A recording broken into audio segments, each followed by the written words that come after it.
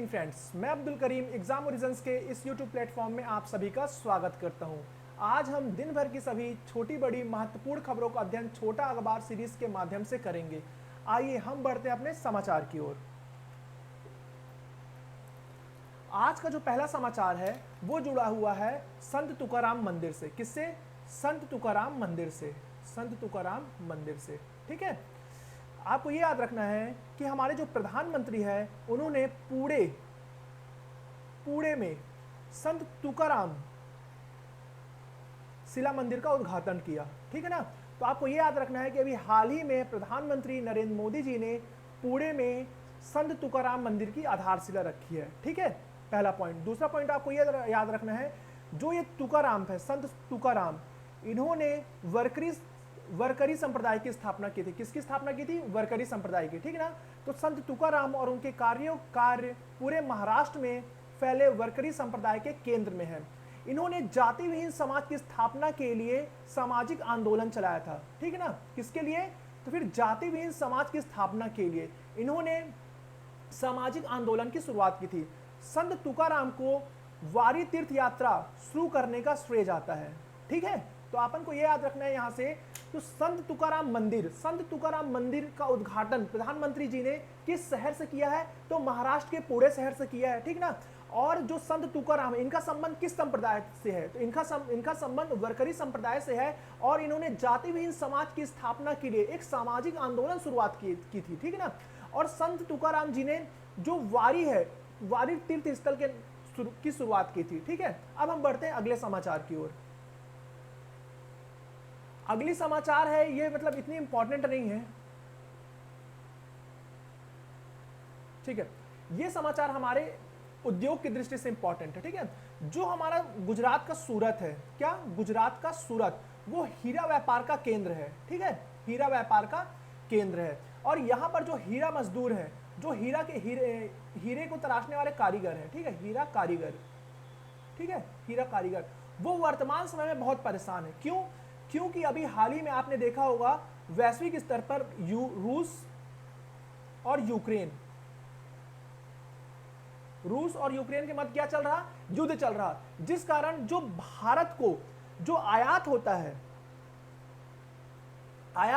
जो हीरे की जो पॉलिश करने के लिए जो कच्चा माल, उसका जो आयात होता है वो 100% होता है। और किन किन देशों से होता है? रूस, ऑस्ट्रेलिया, अफ्रीका और दक्षिण अफ्रीका जैसे देशों से होता है, ठीक है ना।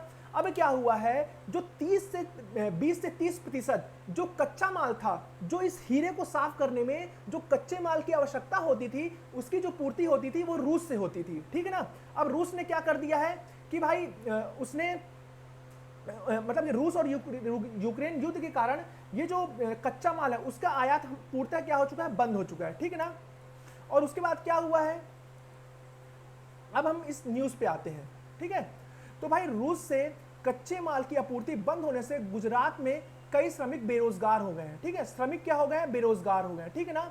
फिर क्या हुआ है कि भाई कच्चे माल की अनुपलब्धता के कारण क्या हुआ है कि जो हीरा उद्योग में जो श्रमिक थे उन्हें निकाला जा रहा है, इसलिए वो क्या हो गए? बेरोजगार, ठीक है ना।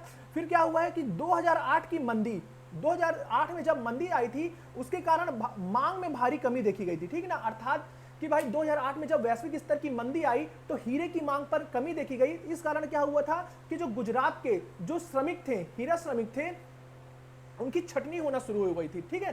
तो अभी की स्थिति में क्या है कि भाई जो भारत क्या है 100% अपने कच्चे माल को आयात करता है। कहां से? ऑस्ट्रेलिया से, अफ्रीकी देशों से और दक्षिण अफ्रीका से, जिम्बाब्वे और कांगो से, ठीक है ना। तो भाई इस रूस यूक्रेन युद्ध की समस्या से क्या हुआ है, अमेरिका ने रूसी कंपनियों पर प्रतिबंध लगा दिया है। क्या कर दिया है? रूसी कंपनियों पर प्रतिबंध लगा दिया है कि भाई जब अमेरिका ने रूस से आने वाले कच्चे माल पर प्रतिबंध लगा दिया है, तो भाई सिंपल सी बात है, इस कच्चे माल की आपूर्ति नहीं हो पा रही। अगर हम रूस से अगर ये कच्चे माल की पूर्ति करते भी हैं तो हम उसका निर्यात नहीं कर पाएंगे। क्यों? क्योंकि 75% की जो खपत है प्रत्यक्ष और अप्रत्यक्ष रूप से हमें अमेरिका में मिल होती है, ठीक है ना। तो मैं आपसे ये बोलना चाह रहा हूं कि भाई रूसी कंपनियों पर अमेरिका ने प्रतिबंध लगा दिया है कि भाई हम उनसे कच्चा माल खरीद नहीं सकते। अगर हम रूस से कच्चा माल खरीद भी लेते हैं तो जो उससे बना हुआ माल है वो हम निर्यात नहीं कर सकते। क्यों? क्योंकि जो 70 से प्रतिशत जो जो जो निर्मित माल है उसका हम निर्यात कहां करते हैं? अमेरिका में। ठीक है, यहां पे यही न्यूज इंपॉर्टेंट थी। अब हम चलते हैं आज की महत्वपूर्ण जो न्यूज है, जो हमारे जो मुख्य न्यायाधीश हैं एनवी रामन्ना साहब ने, उन्होंने क्या बोला है कि मेरा ध्यान हमेशा शीघ्र न्याय दिलाने पर, मतलब त्वरित न्याय दिलाने पर रहा है। ठीक है ना, पर उन्होंने इस पर चिंता व्यक्त की है कि भाई जो हमारे पास जो न्यायालय में जो बुनियादी ढांचा उसकी कमी है ना, फिर उसके बाद जो रिक्त पद है ना, जो रिक्त पद है, जो न्यायाधीश के जो रिक्त पद है, उससे क्या हो रहा, जो तेजी से मामला जो निपटाना चाहते हैं वो इस पर प्रतिकूल प्रभाव पड़ रहा। ठीक है ना, देश के विभिन्न उच्च न्यायालयों में 1100 न्यायाधीशों में से लगभग 400 से 500 पद हर साल खाली हो रहे हैं, परंतु इसके भरने की जो त्वरित प्रक्रिया है उसको नहीं किया जा रहा। ठीक है ना, तो इसलिए इन्होंने मतलब इन्होंने चिंता व्यक्त की है, ये त्वरित न्याय उपलब्ध कराना चाहते हैं, पर जो आधारभूत संरचना है और जो न्यायिक रिक्तियां हैं, इस कारण जो त्वरित न्याय की जो इनकी संकल्पना है वो पूरी नहीं हो पा रही है। ठीक है,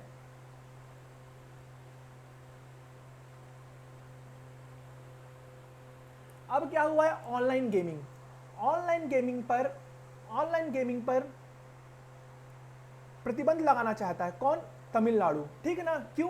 क्योंकि भाई जो ऑनलाइन गेमिंग है इससे क्या हो रहा, कहीं ना कहीं आर्थिक रूप से क्योंकि हमें नेट का उपयोग करने के लिए ऑनलाइन भुगतान करना पड़ता है।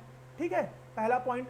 दूसरा पॉइंट क्या हो रहा कि भाई इससे क्या हो रहा, बच्चों के स्वास्थ्य पर भी नकारात्मक प्रभाव पड़ रहा। और क्या हो रहा कि भाई जो हमारा जो कुशल मानव संसाधन है, जो हमारे बच्चे हैं वो ऑनलाइन गेमिंग पर ही बिजी रहते हैं। ठीक, जब वो ऑनलाइन गेमिंग पर बिजी रहते हैं तो अपनी पढ़ाई, माता पिता और जो सामाजिक संवाद है वो उससे वंचित रह जाते हैं। ठीक ना, इसलिए जो हमारी जो तमिलनाडु की जो सरकार है उसने एक समिति का गठन किया है और यह समिति क्या करेगी, ऑनलाइन गेमिंग पर अपनी रिपोर्ट प्रस्तुत करेगी, वो भी 2 सप्ताह के अंदर। ठीक ना, और समिति का कार्य क्या होगा कि वह अपनी सिफारिशों के आधार पर राज्य में ऑनलाइन गेमिंग के खिलाफ अध्यादेश लाने पर एक जो रिपोर्ट प्रस्तुत करेगी। ठीक है ना, अध्ययन में यह मतलब कि खोजा जाएगा कि ये जो ऑनलाइन गेमिंग है वास्तव में कौशल है या फिर ये केवल चालें हैं। ठीक है, और यहां पर इससे पहले क्या हुआ था, इसके पहले कि जो तमिलनाडु विधानसभा ने ऑनलाइन गेमिंग पर प्रतिबंध लगा दिया था, पर मद्रास हाई कोर्ट ने इस अध्यादेश को रद्द कर दिया था। ठीक है ना, फिर क्या हुआ, जो मद्रास था वो तमिलनाडु था, वो कहां गया, सुप्रीम कोर्ट, पर इस पर सुनवाई नहीं हो पाई। ठीक है ना, कर्नाटक और केरल सहित अन्य राज्यों ने भी अधिनियम लाया है। ठीक ना, परंतु संबंधित उच्च न्यायालयों ने इसे रद्द कर दिया है। ठीक ना, तो अभी आप देख रहे हैं ऑनलाइन गेमिंग से ही क्या हुआ, अभी एक हाल ही में एक बच्चे ने अपनी मां को गोली मार दी थी। इसलिए सभी राज्य सरकारें वर्तमान समय में चिंतित है कि कहीं ये ऑनलाइन गेमिंग हमारे देश के बच्चों के लिए मतलब कि एक खतरा ना बन जाए, है ना। ठीक है, इससे नुकसान क्या हो रही है, तो भाई इससे क्या हो रही है, बच्चों में एक आदत विकसित हो जा रही है ऑनलाइन गेम खेलने की। ठीक है, कर्ज के जाल में फंसते जा रहे हैं, मानसिक समस्या उत्पन्न हो रही है, आत्महत्याओं से जीवन को हानि हो रही है। ठीक, ये ऑनलाइन गेमिंग से संबंधित समस्याएं हैं। ठीक है, अब अगला चलते हैं हम कहां पे, रूस में। रूस ने क्या किया है, रूस ने कुडमकुल्ला के लिए अधिक कुशल परमाणु ईंधन उपलब्ध कराया है। ठीक है, तो हमारे प्रीलिम्स के लिए महत्वपूर्ण फैक्ट क्या है, कुडमकुल्ला परमाणु ऊर्जा कहां पे है, तो ये हो जाएगा हमारा तमिलनाडु में। ठीक है, तमिलनाडु में। ठीक है, तो हम देखते हैं, बस यहां पे इतना इंपॉर्टेंट है। ठीक है ना, अब हमको देखना है कि भाई इससे जो महत्वपूर्ण तथ्य है, सबसे पहला पॉइंट भारत का पहला परमाणु ऊर्जा केंद्र कहां स्थापित किया गया था, यह किया गया था 1969 में तारापुर, महाराष्ट्र में।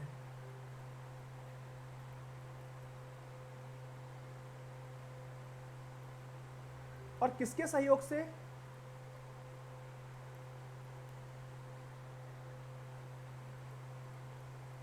यूएसए के सहयोग से, ठीक है ना, आपको याद रखना है। अब मैं आपको बताना चाहूंगा कि वर्तमान समय में कितने परमाणु ऊर्जा केंद्र है भारत में, ठीक है।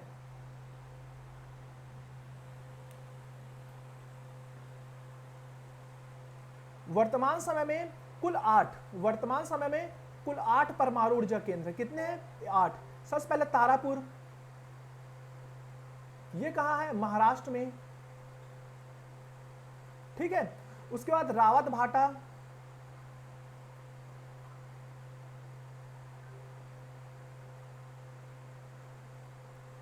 राजस्थान, ठीक है। उसके बाद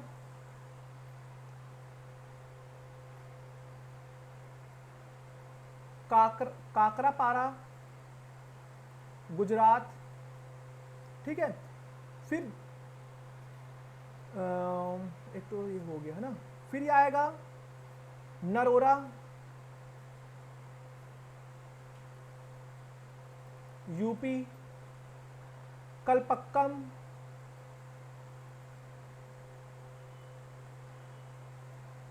तमिलनाडु, ठीक है। फिर कैगा, कर्नाटक, ठीक है। फिर आएगा कुडमकुल्ला,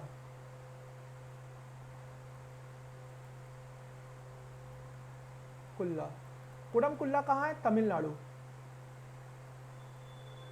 ठीक है। तो कलपक्कम और कुडमकुल्ला कहाँ है? तमिलनाडु में, ठीक है ना। और एक हो जाएगा और महाराष्ट्र में, जैतपुरा,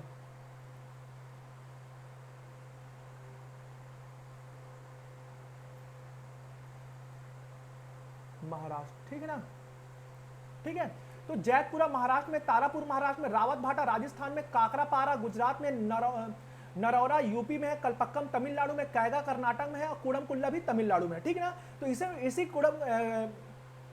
कुडमकुल्ला परमाणु ऊर्जा संयंत्र के लिए जो हमारा रूस है, इसने अधिक कुशलता वाले परमाणु ईंधन को भेजा है। बस हमको इतना ही यहां से याद रखना है, ठीक है। अभी क्या हुआ है, जो हमारे पूर्व सीएजी थे, पूर्व सीएजी कौन? राजीव महर्षि। राजीव महर्षि ये अभी एक सम्मेलन में गए थे, सार्वजनिक सम्मेलन में, ठीक है ना। और ये कहां पर हो रहा था? ये हो रहा था अमेरिका में। कहां पर? अमेरिका में, ठीक है ना। ये जॉर्ज वॉशिंगटन विश्वविद्यालय और bill and Melinda Gates foundation द्वारा आयोजित सार्वजनिक व्यय के डिजिटलीकरण पर एक सम्मेलन को संबोधित कर रहे थे। कौन? हमारे पूर्व सीएजी राजीव महर्षि, ठीक है ना। उसके पहले मैं सीएजी के बारे में आपको थोड़ा सा बताना चाहूंगा। सीएजी क्या है? तो भाई ये सबसे पहले इसकी जो नियुक्ति 148 के तहत की जाती है, आर्टिकल, ठीक है। और जो प्रथम सीएजी थे, प्रथम सीएजी, ठीक है, प्रथम क्या हुआ? प्रथम सीएजी कौन थे हमारे? प्रथम सीएजी थे हमारे नरहरि राव। कौन थे? नरहरि राव, ठीक है। और वर्तमान में कौन है? गिरीश चंद्र मुर्मू, ठीक है ना। तो सीएजी की नियुक्ति कौन करता है? सीओजी की नियुक्ति करते हैं राष्ट्रपति, आर्टिकल 148 के तहत। फिर प्रथम सीएजी कौन थे? नरहरि राव। और वर्तमान को कौन है? गिरीश चंद्र मुर्मू, ठीक है ना। तो अभी हाल ही में क्या हुआ कि भाई यूएसए में जॉर्ज वॉशिंगटन विश्वविद्यालय और bill and Melinda Gates foundation द्वारा एक सार्वजनिक व्यय पर डिजिटलीकरण पर एक सम्मेलन का आयोजन किया जा रहा था। और इसकी जो अध्यक्षता कर रहे थे भारत से, वो गए थे राजीव महर्षि। और राजीव महर्षि ने बताया कि भाई जो लेखा परीक्षण प्रणाली में क्या क्या मुद्दे हैं, क्या क्या समस्याएं आती हैं, ठीक है। तो बस हमको इतना ही याद रखना है, ठीक है। अब हम चलते हैं अगले न्यूज पर। अगले न्यूज जो हमारी है वो संबंधित है कि भाई जो मुआवजा है, ठीक है, इससे संबंधित हमारी ये योजना है, ठीक है ना। इसके लिए अधिनियम आया था मुआवजा के लिए। तो भूमि अधिग्रहण पुनर्वास अधिनियम 2013 में उचित मुआवजे और पारदर्शिता का अधिकार, विशेष रूप से पुरस्कार और समझौते के तहत भुगतान की गई राशि की पर आयकर भुगतान से छूट रहेगा। अर्थात यह बोला गया है जो भूमि अधिग्रहण, पुनर्वास अधिनियम था 2013 में जो आया गया था, मुआवजे की जो राशि प्रदान की जाती है उसके तहत आयकर में छूट प्रदान की जाएगी, ठीक है ना। पर अभी क्या हुआ कि भाई